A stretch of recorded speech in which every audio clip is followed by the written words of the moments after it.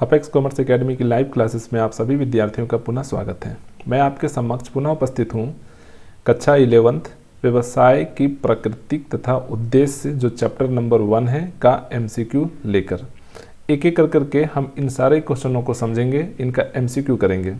इससे पहले अगर आप हमारे चैनल पर न्यू आए हैं तो कृपया इस चैनल को सब्सक्राइब कर लें। इस चैनल पे आपको कॉमर्स से रिलेटेड बहुत सारे वीडियो उपलब्ध मिलेंगे और भविष्य में मैं कॉमर्स से रिलेटेड और भी वीडियो अपलोड करता रहूँगा जो आपके लिए लाभदायक सिद्ध होगा। तो चलिए एक एक करके इन क्वेश्चनों को हम देखते हैं, समझते हैं। क्वेश्चन नंबर 1 में क्या लिखता है? मौसम की भांति व्यवसाय भी सदैव हमारे साथ रहता है। ये शब्द किनके हैं ये आपको बताना है। व्हीलर के हैं, पार्कर के हैं, रॉबिन्स के हैं और उपरोक्त में से नहीं। तो इसका जो करेक्ट आंसर होगा, इसका जो राइट आंसर होगा वो है व्हीलर। व्हीलर के अनुसार व्हीलर जो है वो बोले थे कि मौसम की भांति व्यवसाय भी सदैव हमारे साथ रहता है। आइए सेकंड नंबर क्वेश्चन की ओर आते हैं। सेकंड नंबर क्वेश्चन क्या लिखता है? मानवीय क्रियाओं को बांटा जा सकता है। मानवीय जो क्रिया होती है उनको कितने भागों में बांटा जा सकता है? पहला ऑप्शन है आर्थिक क्रियाएं, सेकेंड ऑप्शन है अनार्थिक क्रियाएं, थर्ड ऑप्शन है उपरोक्त आ और बा दोनों, और फोर्थ ऑप्शन है उपरोक्त ना आ और ना बा। तो इसका सही आंसर होगा, जो राइट आंसर होगा वो होगा उपरोक्त आ और बा दोनों, यानी कि सी नंबर आंसर।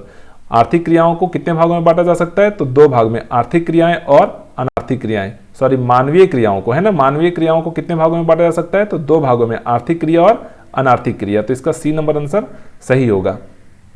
तीसरा नंबर क्वेश्चन की ओर आते हैं। यहां लिखता है विस्तृत रूप में आर्थिक क्रियाओं को बांटा जा सकता है। विस्तृत रूप में आर्थिक क्रियाओं को बांटा जा सकता है व्यवसाय, पेशा, रोजगार या नौकरी और उपरोक्त सभी। तो आपको आंसर देख के पता चल रहा है कि कौन सा आंसर होगा। इसका करेक्ट आंसर होगा उपरोक्त सभी।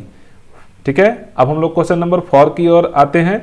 यहां पे क्या लिखता है? व्यवसाय शब्द से आशय प्रारंभिक हित के लिए वस्तुओं, द्रव्य तथा सेवाओं के विनिमय से है। ये जो सेंटेंस है ये किनके द्वारा बोला गया था ये आपको बताना है। तो फर्स्ट ऑप्शन है हार्ट, सेकेंड ऑप्शन है मैकनाटन और थर्ड ऑप्शन है LH हेने और फोर्थ ऑप्शन है FC हपर। तो इसका सही जो है आंसर होगा LH हेने के अनुसार। ये कौन बोले थे? तो इसका सही ऑप्शन था मैकनाटन के अनुसार। ये जो वर्ड बोले थे वो बोले थे आपका मैकनाटन, यानी कि बी नंबर ऑप्शन इसका सही होगा। आइए क्वेश्चन नंबर 5 की ओर आते हैं। निम्न में से कौन सी व्यवसाय की विशेषता नहीं है? आपको पूछता है कि इनमें से कौन सी विशेषता व्यवसाय की नहीं है। तो फर्स्ट ऑप्शन है उपयोगिता का सृजन, विनिमय, विक्रय तथा हस्तांतरण। थर्ड ऑप्शन है इसका मनुष्यकृत कारण और उपरोक्त सभी। तो इसका सही आंसर होगा मनुष्यकृत कारण। याद रखिएगा, इसका सही कौन सा ऑप्शन होगा? मनुष्यकृत कारण। छठा नंबर क्वेश्चन है निम्न में से कौन व्यवसाय की प्रकृति नहीं है? व्यवसाय की प्रकृति कौन सा नहीं है ये आपको बताना है। तो व्यवसाय एक तत्व है, व्यवसाय एक सामाजिक क्रिया है, व्यवसाय का अन्य विषयों से घनिष्ठ संबंध है और उपभोक्ता संतुष्टि। तो इसका सही आंसर होगा उपभोक्ता संतुष्टि। 7 नंबर क्वेश्चन देखते हैं। आर्थिक क्रियाएं इज इक्वल टू व्यवसाय प्लस पेशा यानी कि बिजनेस प्लस प्रोफेशन, व्यवसाय प्लस रोजगार यानी कि बिजनेस प्लस एम्प्लॉयमेंट, व्यवसाय प्लस रोजगार यानी कि प्रोफेशन प्लस एम्प्लॉयमेंट, और लास्ट ऑप्शन है व्यवसाय प्लस पेशा प्लस रोजगार यानी कि business plus profession plus employment. तो इसका सही आंसर जो है वो होगा डी नंबर, व्यवसाय प्लस पेशा प्लस रोजगार। आइए 8 नंबर क्वेश्चन की ओर आते हैं। आचार संहिता में सम्मिलित नहीं किया जाता। आचार संहिता में सम्मिलित नहीं किया जाता कौन सा ऑप्शन? तो पहला ऑप्शन है नियम, दूसरा ऑप्शन है बेईमानी, तीसरा ऑप्शन है सत्यनिष्ठा और चौथा ऑप्शन है नैतिकता। तो आपको पता है इसका आंसर होगा बेईमानी। ठीक है, क्वेश्चन नंबर 9 को देखते हैं। वह काम जिसमें पूंजी की आवश्यकता नहीं होती ये जाना जाता है, किस नाम से जाना जाता है? तो रोजगार, व्यवसाय, उपरोक्त दोनों और पेशा। तो आपको इसका भी आंसर अच्छे से पता है, इसका होगा रोजगार। ठीक है, आइए 10 नंबर क्वेश्चन की ओर आते हैं। निम्न में से कौन सी व्यवसायिक क्रिया की विशेषता नहीं है? व्यवसायिक क्रिया की विशेषता कौन सी नहीं है ये आपको बताना है। तो इसका सही जो है वो आंसर होगा कौन सा, तो देखते हैं इसका ऑप्शन, वस्तुओं व सेवाओं का उत्पादन, ठीक है। उसके बाद है जोखिम की उपस्थिति, उसके बाद है वस्तुओं व सेवाओं की बिक्री तथा विनिमय, और चौथा ऑप्शन है वेतन तथा मजदूरी। तो इसका करेक्ट आंसर जो होगा वो होगा वस्तुओं व सेवाओं की बिक्री तथा विनिमय। अब हम लोग क्वेश्चन नंबर 11 को देखते हैं। वह काम जो लोग दूसरों के लिए करते हैं और बदले में पारिश्रमिक प्राप्त करते हैं जाना जाता है। व्यवसाय, रोजगार, पेशा और कोई नहीं। तो इसका सही आंसर कौन सा होगा, रोजगार, ठीक है, यानी कि एम्प्लॉयमेंट। आते हैं 12 नंबर क्वेश्चन की ओर। यहां पे लिखता है कि पेशेवर युक्ति वह है जो केवल व्यक्तियों से व्यवहार करता है और अपने निजी चातुर्य अथवा सेवा का उपयोग व्यक्तिगत आधार पर करता है। यह कथन किनके द्वारा बोला हुआ है, यह आपको बताना है। तो इसका करेक्ट जो है वो आंसर होगा W.R. स्प्रिगल के अनुसार। ये जो कथन कौन बोले थे, तो W.R. स्प्रिगल। ये बात आपको याद रखना है, ध्यान में रखना है। निम्न में से कौन पेशे की विशेषता नहीं है, सेवा भावना, पेशेवर संस्था का होना, उपरोक्त आ और बा दोनों, और उपरोक्त आ मतलब ना आ और ना ही बा मतलब ये दोनों में से कोई भी नहीं। तो इसका जो आंसर होगा वो होगा उपरोक्त आ और बा दोनों, इसका ये करेक्ट आंसर होगा। 14 नंबर क्वेश्चन को देखते हैं। यहां पे लिखता है डॉट डॉट डॉट का अर्थ उस आर्थिक क्रिया से है जिसके अंतर्गत लोग दूसरों के लिए काम करते हैं और प्रतिफल स्वरूप पारिश्रमिक प्राप्त करते हैं। तो कौन सा ऑप्शन है इसमें, पेशा, रोजगार, और आपके पास ऑप्शन है व्यवसाय, और उपरोक्त में से कोई भी नहीं। तो इसका सही आंसर कौन सा होगा, तो इसका सही आंसर होगा आपका ये रोजगार। ऐसा क्वेश्चन हम लोग ऊपर में भी देख चुके हैं। आइए क्वेश्चन नंबर 15 की ओर आते हैं। व्यवसाय के उद्देश्यों को किन किन भागों में बांटा जा सकता है। व्यवसाय के जो उद्देश्य हैं उनको किन किन भागों में बांटा जा सकता है। तो आर्थिक और सामाजिक, सामाजिक और मानवीय, आर्थिक, सामाजिक और मानवीय, आर्थिक एवं अनार्थिक। तो इसका जो आंसर होगा वो करेक्ट आंसर होगा आपका आर्थिक, सामाजिक और मानवीय। याद रखिएगा, व्यवसाय के उद्देश्यों को कितने भागों में बांटा जा सकता है, तो आर्थिक, सामाजिक और मानवीय। 16 नंबर क्वेश्चन, निम्न में से किसको व्यवसाय को उद्देश्य नहीं कहा जा सकता। निम्न में से किसको व्यवसाय को उद्देश्य नहीं कहा जा सकता। लाभ अर्जित करना, ग्राहक सृजन, विनियोग और नव प्रवर्तन। तो इसका आंसर होगा विनियोग, इन्वेस्टमेंट। 17 नंबर क्वेश्चन की ओर आते हैं। निम्नलिखित में से कौन सी एक व्यवसायिक क्रिया नहीं है। निम्नलिखित में से कौन सी एक व्यवसायिक क्रिया नहीं है वो आपको बताना है।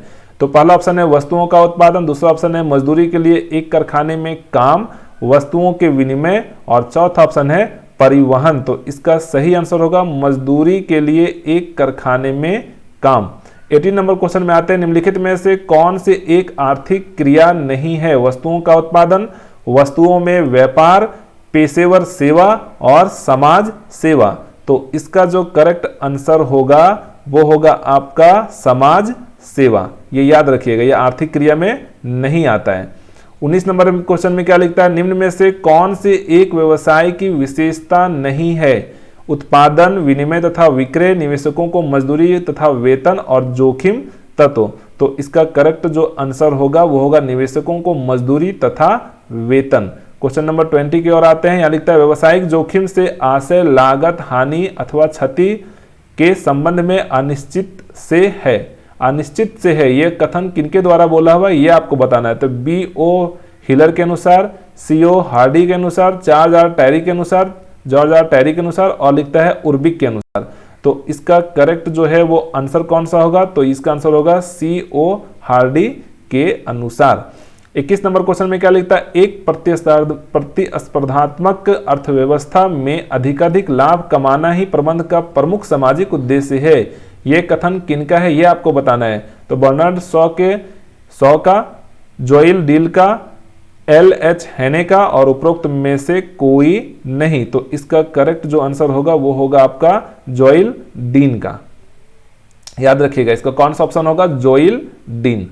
उसके बाद 22 नंबर क्वेश्चन देखिए। निम्न में से कौन सा व्यवसायिक जोखिम की विशेषता है। लाभ जोखिम का प्रतिफल है, जोखिम अनिश्चितताओं के कारण होता है, उपरोक्त आ और बा दोनों, उपरोक्त आ और बा दोनों।